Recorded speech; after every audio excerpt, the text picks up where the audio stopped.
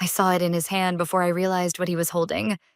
And in that moment, everything inside me dropped. Because I knew exactly what it was. And more importantly, I knew exactly where it came from. I just didn't think he'd be the one to find it. It was such a small thing. Something most people would have thrown away without thinking twice. Something that shouldn't have mattered. But it did. Because it didn't belong in my life. Not the life I had with him. And the second I saw it in Daniel's hand, I knew there was no way to explain it. No way to make it make sense. No way to undo what had already been done. It wasn't supposed to happen like that. If I'm being honest. It wasn't supposed to happen at all. But things like this don't start with a decision. They start small. So small you can ignore them. So small you can convince yourself they don't mean anything. And then one day, they mean everything. His name was Marcus. And it didn't feel wrong at first. That's the part I keep coming back to. Not because it excuses anything, but because it explains how easy it was to keep going. We worked in the same building, different departments. At first, it was just coincidence. Passing each other in the hallway, making the same jokes everyone makes when they don't really know each other. Long day? Always. It was nothing, until it wasn't. Because conversations got longer, more intentional. We started timing our breaks the same, finding reasons to run into each other. And somewhere in the middle of that, it shifted. Not all at once. Just enough that I noticed it, and chose to ignore it.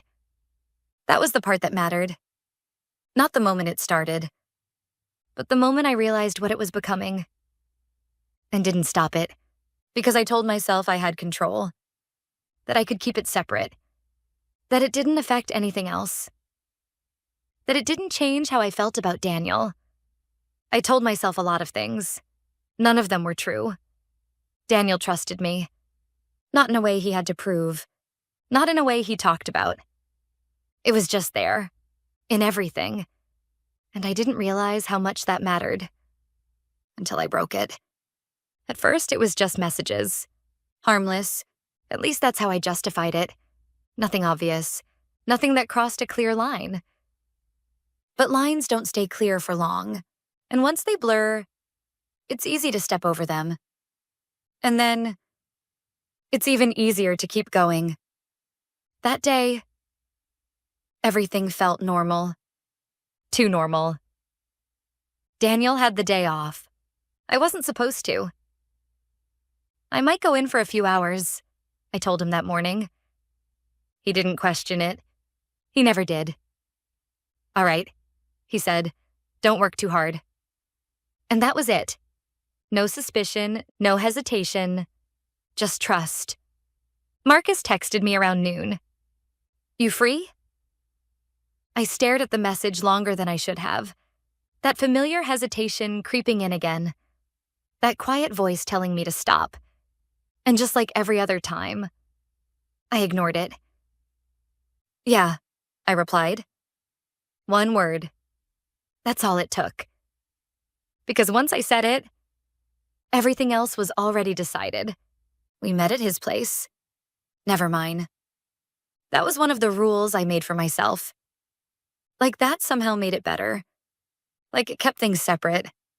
It didn't. Time moved differently when I was there. Faster.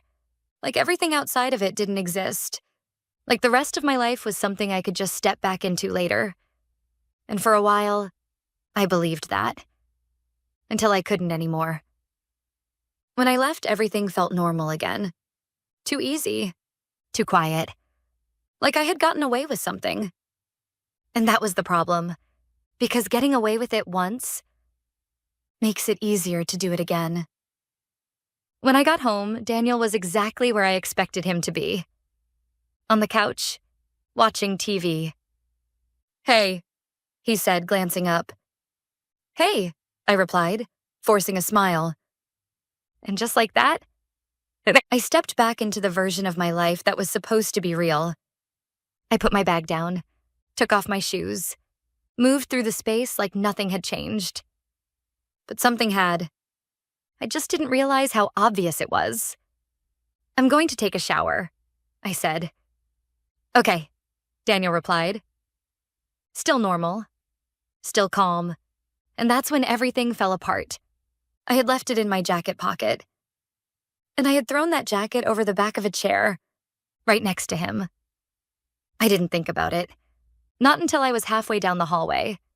Not until I heard his voice. "Hey." Everything inside me froze. There was something in his tone, something that didn't belong there. "Yeah?" I said, turning slowly. And then I saw it. In his hand. That small, stupid piece of paper. The receipt. From a place I had never been with him. A place I had only gone once. With Marcus. And in that moment, I knew. This was it. "Where is this from?" Daniel asked. His voice was calm. Too calm. My mind started racing instantly. Looking for something. Anything. A way to fix it. "Work," I said. Too fast. Too automatic. Daniel looked at me, then at the receipt, then back at me. And I saw it. He didn't believe me. Not even a little. "Work?"